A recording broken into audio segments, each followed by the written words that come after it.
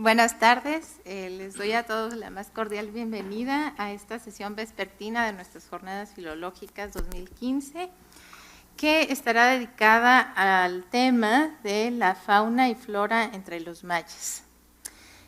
Para iniciar vamos a tener la presentación del doctor Guillermo Bernal, titulada Imágenes y registros de fauna sobrenatural en las inscripciones jeroglíficas mayas. Gracias, Linet. Y solamente diré como palabras preliminares que realmente es complicado hacer una selección temática para una presentación de este tipo, sabiendo la gran variedad de representaciones y de expresiones glíficas referentes a animales y sobre todo a las entidades sobrenaturales zoomorfas. De modo tal que en esta plática abordaré solamente algunos aspectos específicamente de las representaciones zoomorfas en el nivel celeste, aunque algunas palabras generales acerca de las entidades, en general de entidades animadas, serán necesarias. Y nosotros, bueno, sabemos que de acuerdo con las creencias mayas prehispánicas, el universo estaba poblado por seres divinos que ejercían su influencia sobre los destinos humanos. Ellos habitaban en los tres niveles del cosmos, en las etéreas regiones del mundo superior, en la tierra y en las profundidades del inframundo. Algunos de ellos, de hecho, moraban como coesencias en las profundidades de otro tipo de profundidades, en las del alma humana. Emancipadas de su condición natural, los mayas concibieron una fauna variada de cualidades sagradas que interactuaban con la humanidad, sucesos míticos ocurridos en épocas caóticas del tiempo primordial o en ordenadas cortes palaciegas, tenía como protagonistas a una amplia variedad de animales. Presentaciones de entidades que se han perdido, pero hay consenso entre los especialistas acerca de que ahí existieron representaciones. El número de entidades celestes, de 13, 7 y 6, no es desde luego casual, porque de acuerdo con las concepciones mayas, el mundo superior tenía ese número de estratos. Un aspecto que realmente ha sido poco trabajado acerca de estas páginas del códice, excepcionales desde todo punto de vista, ya que no se encuentran incluso en los códices París, Madrid y Dresde, páginas de este tipo, tienen un contenido astronómico, porque en efecto, como lo han demostrado distintos autores y en nuestros trabajos más recientes, el doctor Bruce, estas páginas aluden a entidades zoológicas que representan concentraciones de estrellas en el manto cósmico. Y uno de los aspectos que incluso el doctor Bruce es acerca de ciertas características gráfica asociada con el mundo inferior. El dios Ele está, por ejemplo, lo lleva en su tocado en muchas representaciones y en otros contextos. El Sinan, el escorpión, ¿no?, que en este caso no devora, sino que toca con su aguijón el signo de oscurecimiento solar. La tortuga marina, documentada bien incluso en fuentes coloniales y etnográficas hasta la fecha, en algunas partes de la península siguen identificando a este grupo de estrellas, y ahorita vamos a ver de qué estrellas se trata. Y la serpiente cascabel, la Tzapkan. Y por lo menos en estos casos hay evidencia concluyente de que la constelación o el grupo estelar de la tortuga marina, y de la serpiente cascabel, se ubica en la zona, digamos, del cielo correspondiente a nuestras constelaciones de Géminis y Orión, en el caso de la tortuga, y de las Pléyades, o las cabrillas, decían en tiempos coloniales, que se identifica también con la Tzapkan. Entonces, estas páginas, bueno, siguiendo con los elementos, hay un jaguar, desde luego había una constelación que estaba personificada por el jaguar. Esa es la excepción, este es el dios de la muerte, es el único entidad de las que se han conservado que no es zoomorfa. El murciélago, había un grupo de estrellas también representada con el murciélago, y posiblemente que quedan restos, posiblemente era un perro. Sí. ¿Cuál es el mensaje de estas páginas? Bueno, aparentemente la tabla que está desplegada en la zona central, mediando entre las representaciones de los animales cósmicos,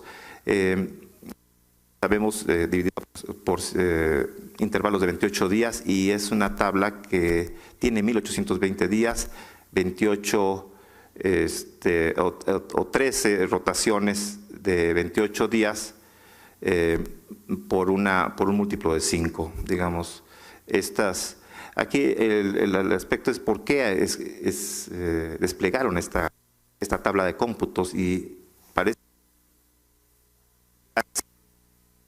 estas fechas de transición de animales cósmicos marcaban momentos que eran peligrosos para la humanidad. Y lo decimos porque en las mismas tablas, gracias Tomás, en las mismas tablas están escritos pronósticos, aunque estos siguen siendo bastante misteriosos en su sentido general. Por lo menos podemos leer algunos cartuchos, y en este caso, por ejemplo, en estos tenemos que lo registran pronósticos, y sorprende la cantidad de augurios nefastos, tales como el de Kahkin Och. Están escritos en espejo. La doctora Sotelo comentaba hace algún par de horas que ella piensa que estos formatos, digamos, inversos, tienen que ver con discursos míticos y con ciertos conceptos acerca de la fatalidad o de ciertos elementos de pronósticos, y yo estoy totalmente de acuerdo con esta idea. Es excepcional, pero se presenta justamente en estas páginas. Es decir, como una especie de mapa mítico también de la rotación de constelaciones. Estos textos también tienen un sentido, digamos, un fundamento mítico. Aunque aquí, bueno, solamente hablaremos de los pronósticos. Aquí hablamos de este pronóstico de entrada de soles ardientes, ¿no? Kahkin Och, que son sequías. Hay una expresión, Tunjanal, que es comida de piedras. En los libros de Chilambalam está expresado, y está también en los códices, en este códice por lo menos, un pronóstico de hambruna. Otra de Chamhavil, época de mortandad, o de Nabhab, que es época de pernales o de guerras, ¿no? De piedra, y el palo y la piedra, ¿no? de los gobernantes cuando marcan su fin. La siguiente página también abundan en este tipo de registros, por ejemplo, de Chamhavil, épocas de mortandad. Y aunque ocasionalmente hay buenos augurios, como la de Ushwi, ¿no? Abundancia de comida.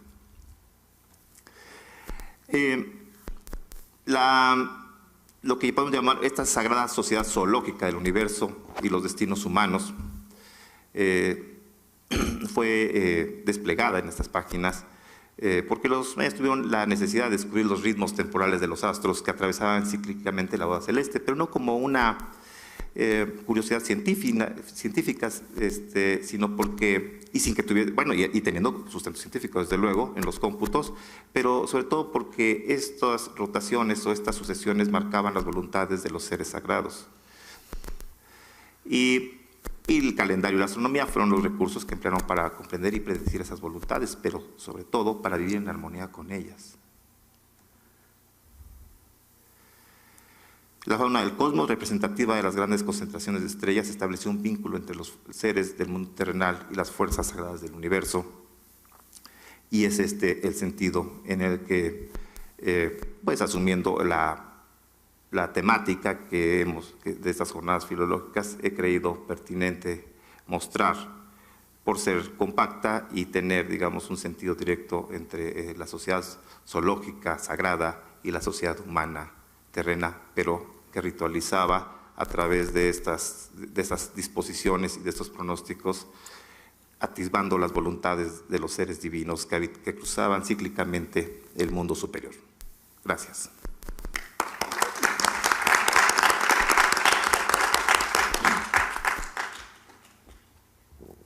Muchas gracias, Guillermo.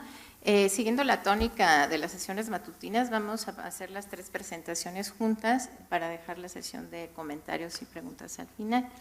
Entonces, ahora escucharemos a la doctora Laura Elena Sotelo con la presentación de Tzité, las semillas sagradas de la adivinación entre los mayas.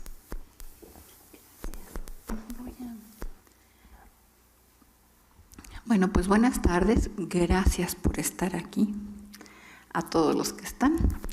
Y este título lo puse hace pues algunas semanas y hoy, si hoy tuviera la oportunidad, le pondría como título Tlacuache y Tzité, las semillas del tiempo. Ese sería mi nuevo título propuesto. ¿Qué busco en esta plática? Pues revisar el simbolismo del Tzité en las tierras altas mayas, asociado directamente con las prácticas adivinatorias y con el calendario, el origen del calendario de 260 días, que desde una perspectiva mítica es el que da origen al tiempo y a la ubicación del ser humano en el mundo. Como todos ustedes saben, el calendario de 260 días se compone de 20 signos y 13 numerales. La estructura se ha mantenido seriada e ininterrumpida desde hace más, pues yo creo que de 20 siglos. Es un calendario que ha tenido un uso intensivo y extensivo en toda Mesoamérica y que constituye lo que a mi modo de ver es la estructura temporal maya. Es esta estructura que le da identidad y fundamento a la civilización maya en la época prehispánica y a la cultura maya previa y posterior hasta nuestros días. Como todos saben, quizás la inscripción más antigua del área maya, indiscutiblemente maya, sea precisamente la estela 10 de Caminaljuyu, en donde aparecen 2 fechas con este sistema. Según los estudiosos, serían los días 8 Oc y 7 Muluk. En la época clásica fue usado de manera generalizada prácticamente por todos los escribas. Va a quedar bien contigo. Y en el posclásico, en los códices, en todas las páginas de los códices mayas hoy conocidos, aparecen también este calendario con y sin augurios, pero está presente en todas. Y esta idea, este calendario continúa en múltiples manuscritos, pero quizás uno de los más claros para nosotros sean estas imágenes del Ixchil, del Chilambalam de Ixchil. En textos escritos en caracteres latinos, por ejemplo en los anales de los cachiqueles, hay referencias a su función calendárica. Entonces hay hechos que están marcados precisamente con este calendario. ¿Qué es esta duración de 260 días? Bueno, hay múltiples interpretaciones, quizás las 2 más generalizadas sea aquella que lo relaciona con el maíz, y yo diría con algunas variedades de maíz, porque no todas tienen un ciclo que se asemeja al de 260 días, hay maíces que tienen ciclos de 90 días, y en la segunda mitad del siglo XX realmente se desarrolló esta idea de que es muy cercano al ciclo de Venus. Sea cual sea la realidad del origen de este calendario, los datos concretos con los que hoy contamos, bueno, es que son 20 nombres y podemos afirmar que son de dioses, 13 numerales que también tienen una personalidad sagrada. Todos saben que es un calendario mesoamericano, que el nombre de Tzolk'in es un nombre inventado por William Gates en 1921, cuyo uso se ha generalizado. No sabemos cómo se llamaba. Y en quiché, Cholquij es una denominación que todavía está en uso, y Utzilakij, suerte de los días, en Cachiquel. En resumen, también el ciclo de 260 días tiene 3 funciones. Una calendárica, es decir, mide el tiempo.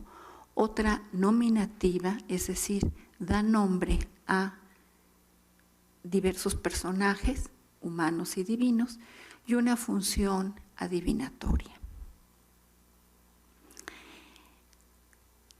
Desde una perspectiva teórica podemos decir que las predicciones a partir del siglo XVII se distinguen 2 tipos: los pronósticos, que digamos son de carácter profano, y la adivinación pues de carácter sagrado.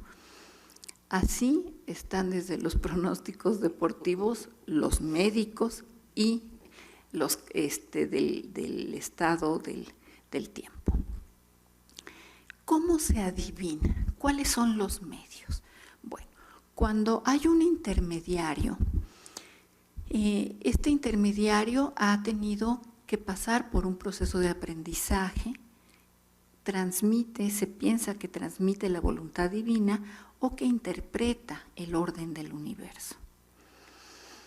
Hay signos que nos permiten en todas las culturas y en todas las latitudes integrar la visión de futuro. Hay signos que son automáticos y hay signos que son indagatorios.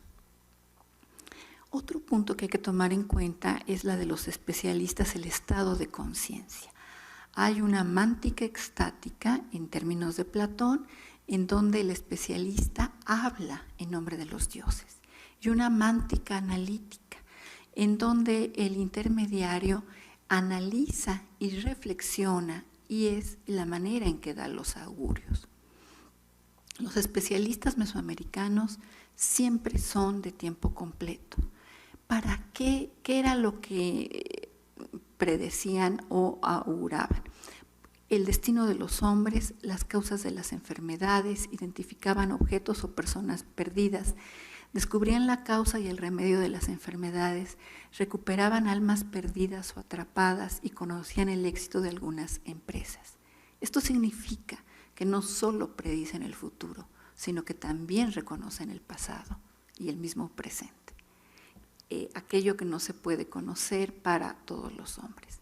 Aunque los ejemplos son muchos, hay un grupo importante de predicciones que están asociadas con las semillas. Esta adivinación con semillas es una constante mesoamericana y que todavía en el siglo XX y XXI continúa en tierras altas y en tierras bajas, y ahora parece estar diferenciada. Por ejemplo, dice Cogolludo, hablando de los mayas: son sortílegos y echan suertes con un gran puño de maíz, contando de 2 en 2 y salen pares, vuelven a contar 1, 2 y 3 veces hasta que salgan nones. Y bueno, comenta él el caso de una niña que se perdió, que la mamá va y le consulta a un adivino y que la encuentran. Y después él le pregunta a este especialista ritual que cómo le había hecho, y bueno, y le metió una vacilada sensacional al fraile, y dice que lo engañó diciendo que nada más contaban si eran pares y nones.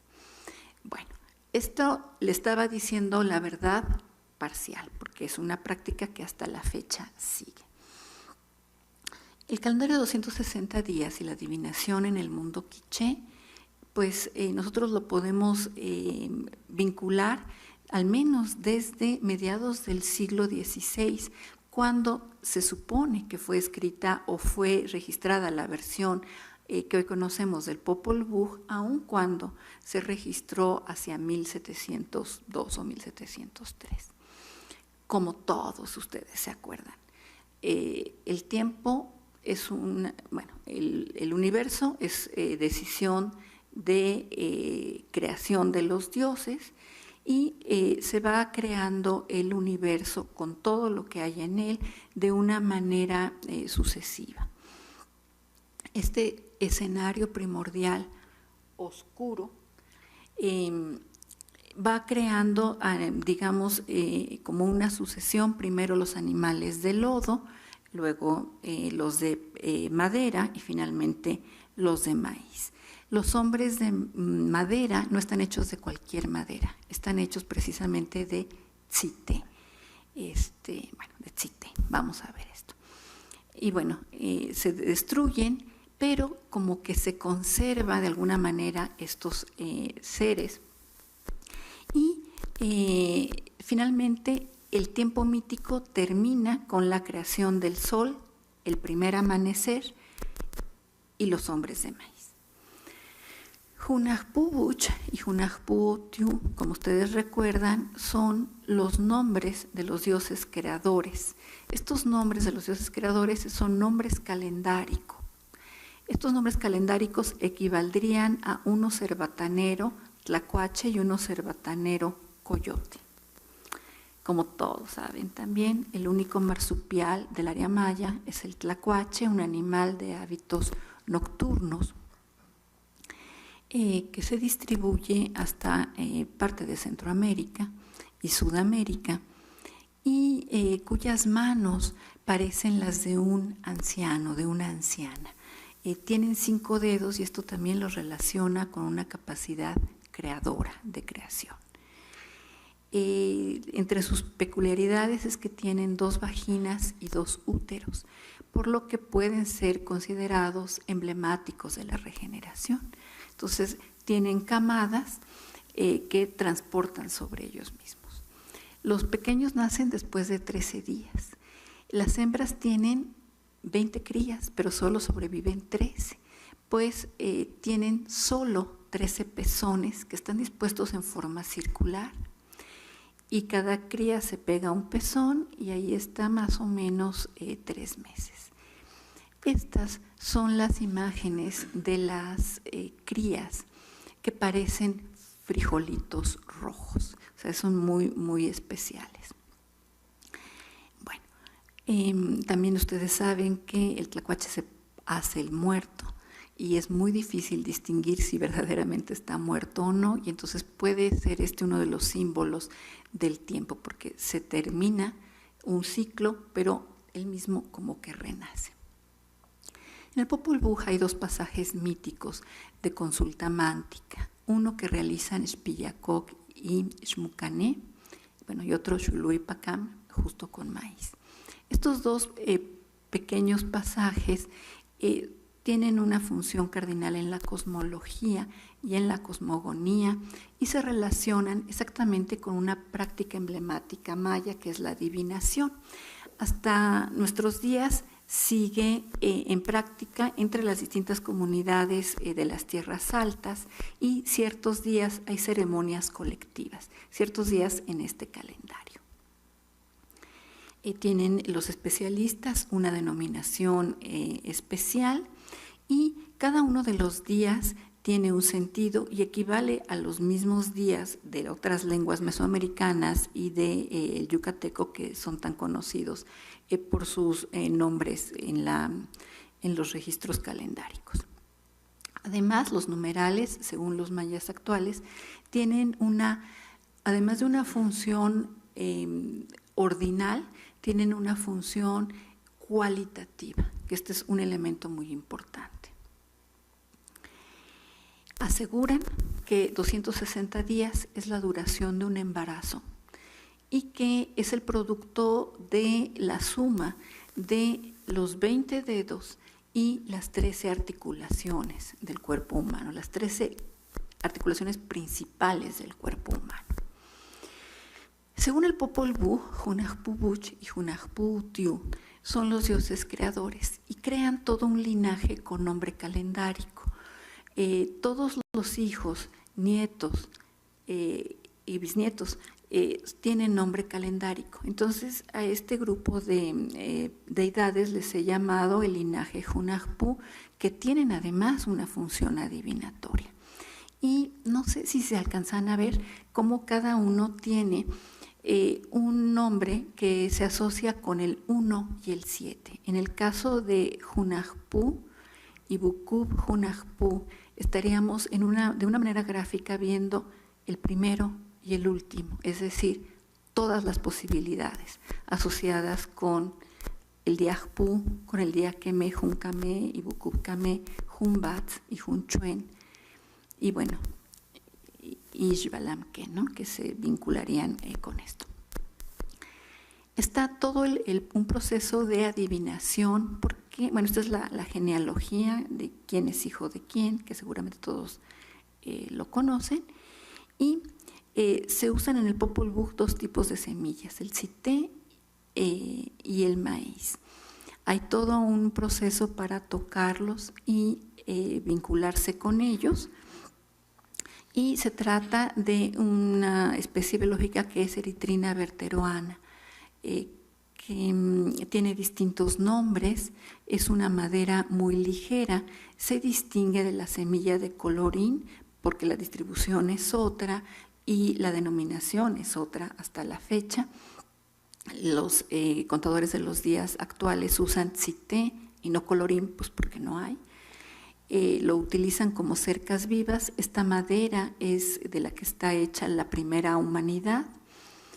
Las semillas de tzité tienen unas características, quizás lo más interesante es que son rojas, y a diferencia de las demás semillas del mundo natural, casi todas son negras y o amarillas como el maíz, o tienen distintos colores. Bueno, y tienen ciertas sustancias que pueden producir sueño o efectos psicoactivos.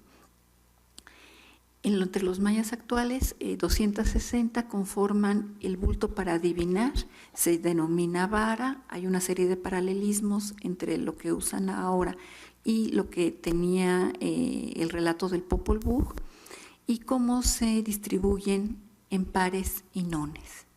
Hasta la fecha se acomodan de esta manera, con estos se hace la adivinación. Y bueno, simplemente comentar que es un elemento que se ha mantenido durante siglos en el pensamiento maya, quizás de manera oral. Las semillas constituyen una metáfora vegetal de la diversidad, y los tlacuaches recién nacidos son a la vez un símbolo de las semillas del tzité y del tiempo en gestación. Muchas gracias.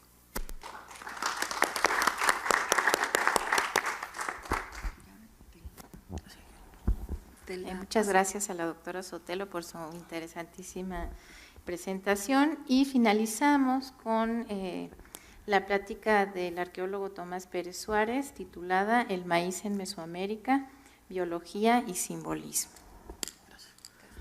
Buenas tardes, gracias a los organizadores por la invitación y a ustedes por su presencia. Yo les voy a hablar de una planta de todos conocidos, todos hemos degustado alguna vez algún producto de maíz, ¿sí? Es una planta universal, y sin preámbulos voy a entrar a la plática. La palabra maíz con la que conocemos a esta planta es de origen taíno, y realmente la traducción de maíz al taíno es lo que sustenta la vida. Esta palabra la toma justamente Carlos Linneo cuando crea el nombre científico para esta planta, y usa una voz griega, sea, que es cereal, y maíz, que en taíno, que es sustentador de la vida. Por lo que la traducción del nombre científico sea maíz sería cereal que sustenta la vida. Atinadamente, Carlos Linneo le da esta connotación a esta planta porque esta planta, a diferencia de los otros cereales, que son los alimentos primordiales del mundo, crece en todas las latitudes y en todos los tipos de terreno. Lo mismo lo podemos tener a nivel del mar, que hasta los 3.000, 4.000 metros sobre el nivel del mar. Lo podemos tener en terrenos pedregosos, en terrenos húmedos. Prácticamente no hay un rincón del mundo, excepto las zonas eternamente congeladas o el permafrost, pero fuera de ahí prácticamente es una planta que se distribuye en todos los espacios del mundo. A diferencia del trigo, que es más de zonas templadas, o el arroz, que necesita de mucha humedad, ¿sí? El maíz no tiene remilgos, o sea, el maíz crece en cualquier parte del mundo, y generalmente esta palabra maíz fue la que se popularizó, porque ahí la conocieron los españoles, y es la que popularizaron. En náhuatl se llama centli, cintli o tlayoli. Tlayoli específicamente es el grano seco, ¿sí? Y centli o cintli es la mazorca, aunque genéricamente es maíz. Lo mismo ocurre con maya, y shin es el grano de maíz, pero nal es la mazorca. Choclo, que es la palabra quechua, también que se conoce más en Sudamérica. Hoy, a propósito de la conferencia de la doctora Elizabeth Luna, de hasta dónde llega el náhuatl y hasta dónde llega el quechua, en estos mapas que hizo distribución de las palabras de plantas en América. También sabemos que entre los muiscas es haba, no sé si es una corrupción tomada del castellano haba, y justamente platicando con una persona que está aquí, me decía que en portugués es milo, que posiblemente venga de mijo. Y los norteamericanos, bueno, los ingleses le dicen corn, que viene de cuerno, o sea, por la forma de las mazorcas que parecería bueno. Lo interesante de esta planta es de que es una planta monoica. ¿Qué es esto de monoica? Que los dos sexos están en el mismo pie, pero en flores separadas, ¿sí? Donde la panoja, panocha, panícula, panoja, que es la espiga, la parte superior, es la flor masculina, y las mazorcas son las flores femeninas, ¿sí? En la panoja o espiga está formada por cientos de florecillas que en su interior tienen 3 anteras, y estas 3 anteras son las que contienen los granos de polen. Miles de granos de polen en cada una de estas, y cuando la planta está madura sexualmente comienza el bombardeo de polen, y las flores femeninas, que son las mazorcas, tienen tantos cabellos como granos vaya a tener la planta, y cada cabello tiene que ser tocado por un grano de polen. Si no ocurre esto, no se desarrolla el grano de polen. De ahí vamos a ver entonces de que esta es una ampliación de un cabello de elote, y curiosamente los cabellos tienen vellosidades. A simple vista no lo vemos, pero si ustedes toman cabellos de elote, van a ver que tiene una sensación pegajosa. Esa sensación pegajosa son estos pequeños filamentos, estas vellosidades que sirven para atrapar el grano de polen. Quizás la base del dios del maíz maya, que es un ser andrógino, tiene que ver con las observaciones empíricas de esta planta, de que la planta es macho y es hembra al mismo tiempo. De ahí que el dios del maíz, desde su descubrimiento, Xerxes, empezó a dudar si era femenino o si era masculino, y resulta que tiene los rasgos más humanos, porque si los hombres fueron hechos, según los mitos mayas, de masa de maíz, el dios con los rasgos más humanos tendría que ser el del maíz, ¿sí? Y de ahí que veamos entonces en muchas imágenes al dios del maíz vestido con atributos femeninos, como es este pantaloncillo de rombos y la concha en la región púbica que identifica a las mujeres. Aquí tenemos unas imágenes de la espiga, flor masculina. Una vez que maduran, se abren, y están las panículas, las anteras, contenedores de polen, y comienza el bombardeo. Entonces, si vemos, la mazorca es en sí un útero, y el olote es un ovario con cientos de óvulos. Cada óvulo está conectado al exterior con un estigma o estilo, que son los cabellos del elote.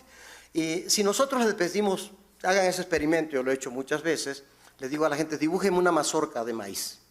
Dibujan las mazorcas, pero poca gente les pone los cabellos, porque no saben para qué sirven los cabellos. Es un estorbo que nada más sirve para quitárselo, o bien para hacer té, para los riñones, ¿no?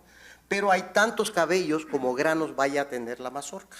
Si la polinización es buena, entonces cada cabello es tocado por un grano de polen y se dan mazorcas completas. Pero, por ejemplo, podemos encontrar algunas mazorcas que son, le decimos, mazorcas chimuelas, que le falta un grano o 2 granos, es porque ese grano, ese cabello no fue tocado por un grano de polen y por lo tanto no hubo una fecundación. Pero el maíz también tiene una característica muy parecida a los humanos. Es una planta que vive en sociedad, ¿sí? O sea, una planta sola, ocurre lo que vemos en esta última mazorca, solamente en el vacío los granos de polen podrían caer verticalmente y fertilizar a la planta.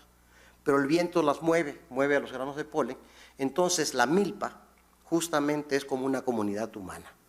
El viento barre el polen de cada planta, se da lo que se llama una polinización cruzada.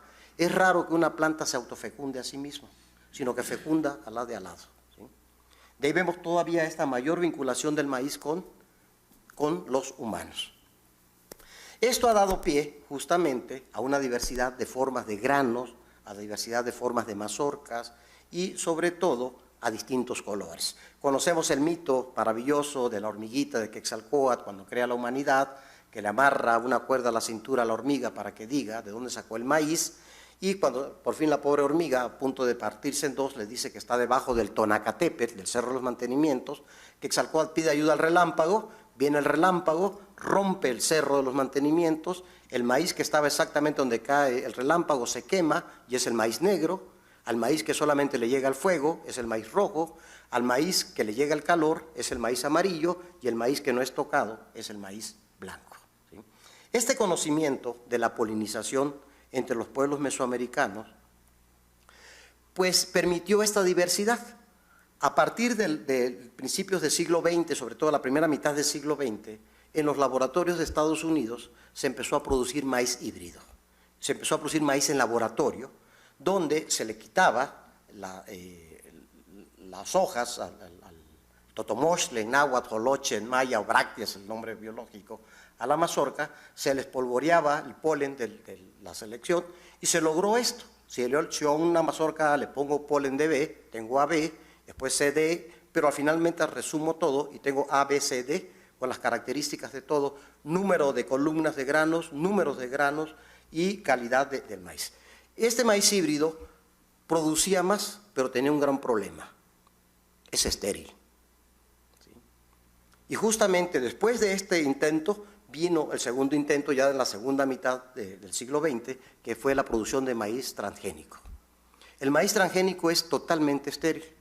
El campesino actualmente cosecha maíz, una parte, las mejores mazorcas, los mejores granos, los selecciona y es lo que va a sembrar el próximo año. Y aunque se esté muriendo de hambre, eso no se toca porque es lo que se va a sembrar el próximo año. Con el maíz transgénico puede producir mucho, pero la semilla es estéril. O sea, para volver a sembrar tiene que comprarle a Monsanto, a Gigante Verde, nuevamente semilla. Y esto crea una dependencia de estas grandes transnacionales. Entonces, sí, el problema del maíz transgénico tiene que ver con cuestiones de salud, que si es cancerígeno, que si no es cancerígeno, pero especialmente tiene que ver con el dominio internacional de la producción de comida, que esto es muy peligroso. Y con lo que está atentando esta práctica es con años, miles de años, más de 7.000 años de experimentación del maíz que lograron los pueblos mesoamericanos.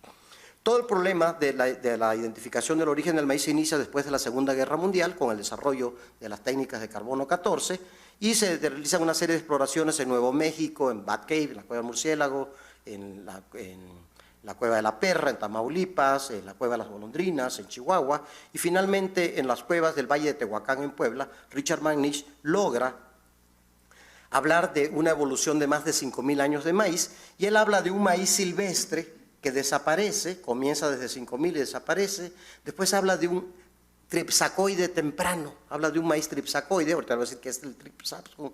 Después viene un maíz domesticado, el tripsacoide tardío, y todas las demás variedades pues empiezan a aparecer después del nacimiento de Cristo. Por mucho tiempo se pensó que ya estaba solucionado el problema del maíz, sin embargo, la solución no la tuvieron ni los arqueólogos ni los botánicos, sino la solución la tuvieron los genetistas, ¿sí? Especialmente George Beard encuentra que las 3 especies que se han relacionado con el origen del maíz, que sea el sea maíz, el Tripsacum elatum o el Tripsacum laxum, que es el que aparece con B, y el sea mexicana o teocintle, pero resulta que lo que McNish creía, que había un maíz tripsacoide, resulta que Tripsacum y maíz no tienen el mismo número de pares cromosómicos, por lo tanto no se pueden fecundar entre ellos. En cambio, teocintle y maíz sí tienen el mismo número de pares cromosómicos, y polen de maíz fecunda teocintle o polen de teocintle fecunda a maíz. Y entonces la idea de McNish de los maíces tripsacoides quedó totalmente en el abandono. Por cierto, por ahí en internet hay una noticia del museo que se hace en Tehuacán, Puebla, de la cuna del maíz en Mesoamérica. Hoy sabemos que no solamente estaba en el Valle de Tehuacán, los Flannerys los encuentran en el Valle de Mitla, 2.000 años antes que que en el Valle de Tehuacán, en Jalisco se ha encontrado, en la cuenca del Balsas, en las tierras altas de Guatemala. O sea que es una planta que tenía una amplia distribución mesoamericana, sí. Y de ahí se va a mover a todo el continente americano. Teocintle, justamente la palabra náhuatl viene de Dios, que es Teo, en náhuatl, Teotl, y Cintli, que es maíz, Dios maíz, sería la palabra de esta planta, solamente que Teocintle tiene la capacidad de reproducirse por sí solo, ¿sí? No hay olote, o raquis, o bacal, como se le llama en maya, sino que cada grano está pegado uno encima del otro, y cuando se madura se abren y se dispersa. Esto justamente, si los cazadores recolectores no llegaban a tiempo, las semillas se dispersaban en el suelo y era difícil de recolectar. Y tienen una gran capacidad mimética, parecen piedrecillas, y eso obligó entonces a buscar, no sabemos cómo lo hicieron, pero lo hicieron, de crear un raquis, un olote al cual las semillas quedaran integradas, que no se soltaran solas, una envoltura completa, que es la brácteas o totomostle o joloche en maya, que permitía su conservación, y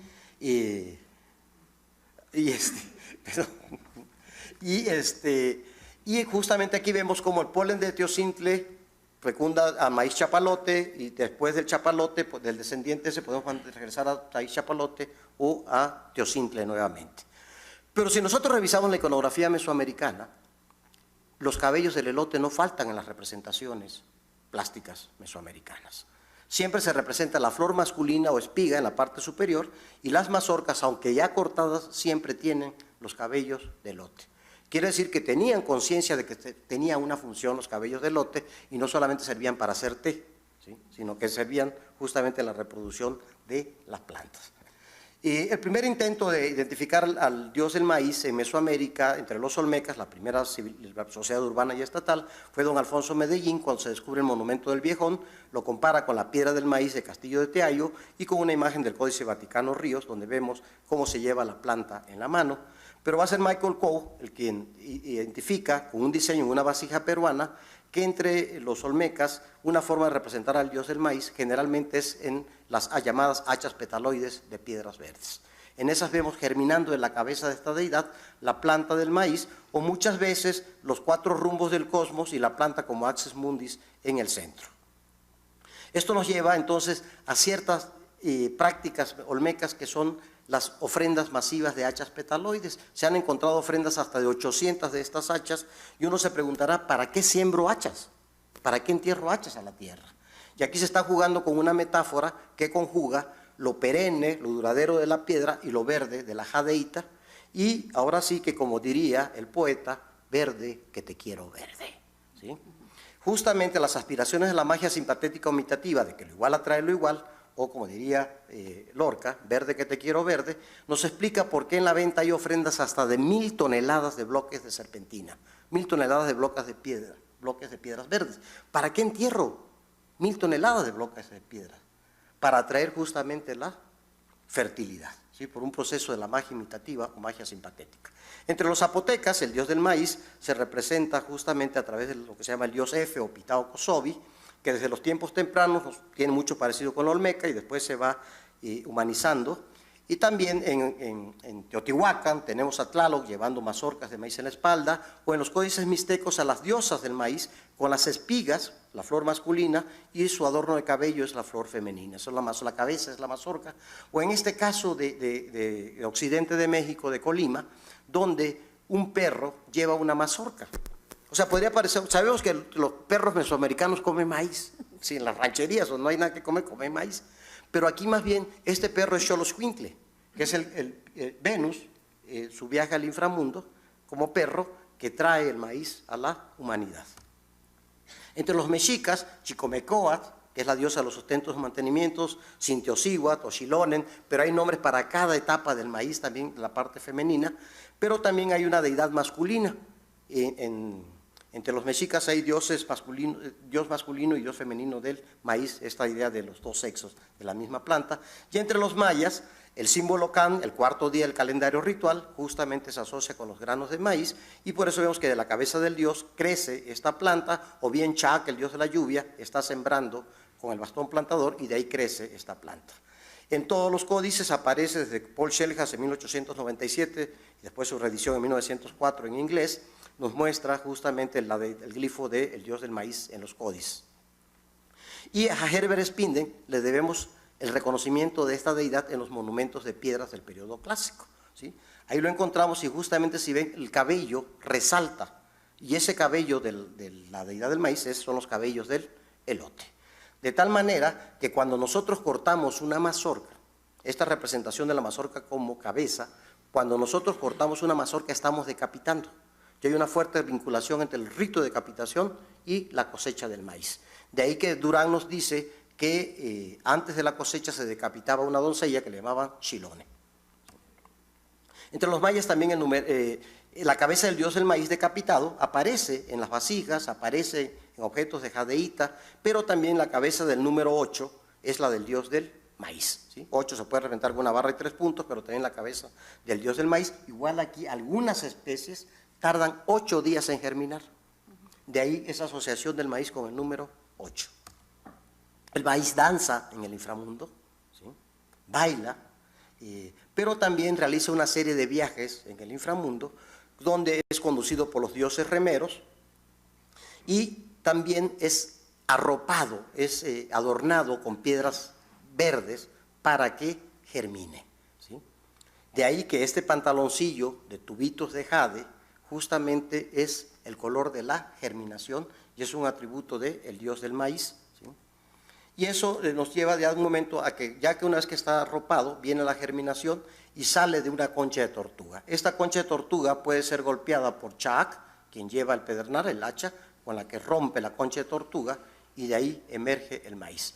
En otras palabras, es lo mismo que vemos en la lápida del Templo de las Inscripciones de Palenque, es Pacal como dios del maíz saliendo del inframundo. Muchas gracias. Qué velocidad. Muy bien. Muchas gracias, Tomás. Entonces, ahora damos paso a una breve sesión de preguntas o comentarios para los expositores.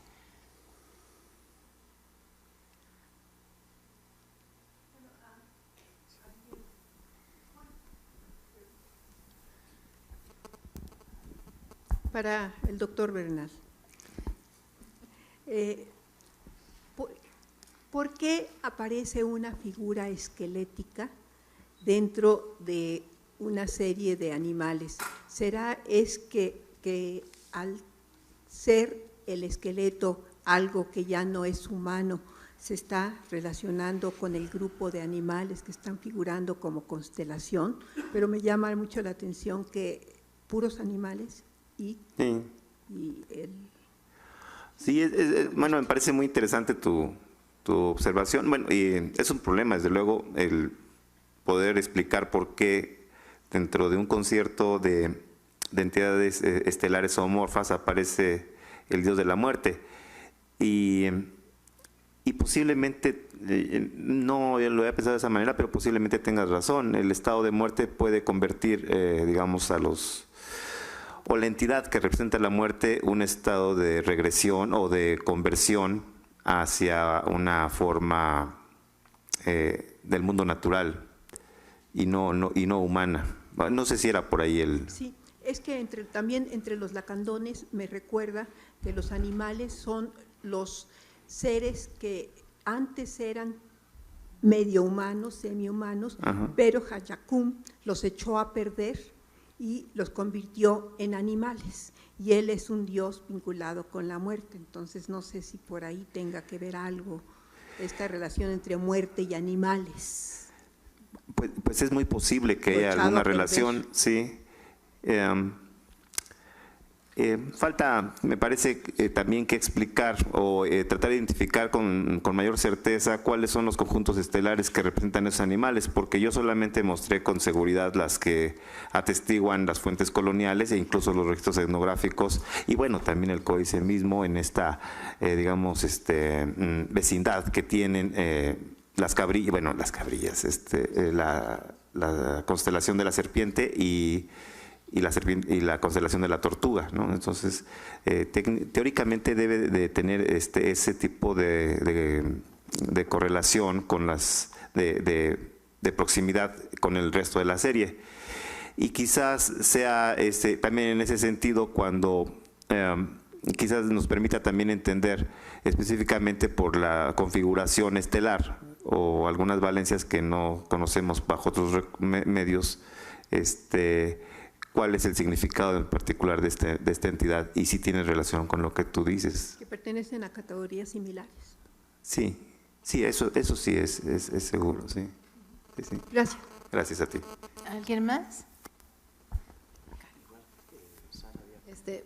Para Laura, vínculo que tú haces de las semillas del colorín con los tlacuachitos chiquitos, ¿no?, que son rojitos, ¿hay alguna relación con fuego en el complejo mismo de la adivinación? Porque, bueno, el tlacuache está asociado siempre al fuego, ¿no? Y sé que las semillas de colorín hoy en día en comunidades indígenas en general tienen este vínculo, sobre todo por el color, con el sol y con el calor, ¿no? O sea, de hecho, los niños juegan, ¿no?, a tallar las semillas de colorín y se calientan, ¿no? Entonces, ¿hay algún vínculo hay algo que las relacione además con el fuego en el proceso de adivinación, ya que los dos elementos, tlacuache y semillas, están asociados al fuego? Bueno, al sol. Que yo haya encontrado entre los mayas, no. Y leyendo el Popol Vuh, tampoco. O sea, hasta ahí voy. Quién sabe qué otros elementos simbólicos se puedan asociar. Pero con fuego, no, según el Popol Vuh, porque es una cosa posterior después de la creación del hombre. Con sol tampoco, porque es una época de oscuridad. Entonces, no, a través del Popol Vuh no tendría yo ninguna manera de afirmarlo, ningún vínculo, ningún indicio, pero lo voy a revisar y a pensar, y a veces son cosas que uno no ha visto y hay que analizar cuidadosamente, ¿no? El tlacuache como ladrón del fuego. En aguas. Sí. Sí. A ver, ahí atrás. No hay mito que yo conozca.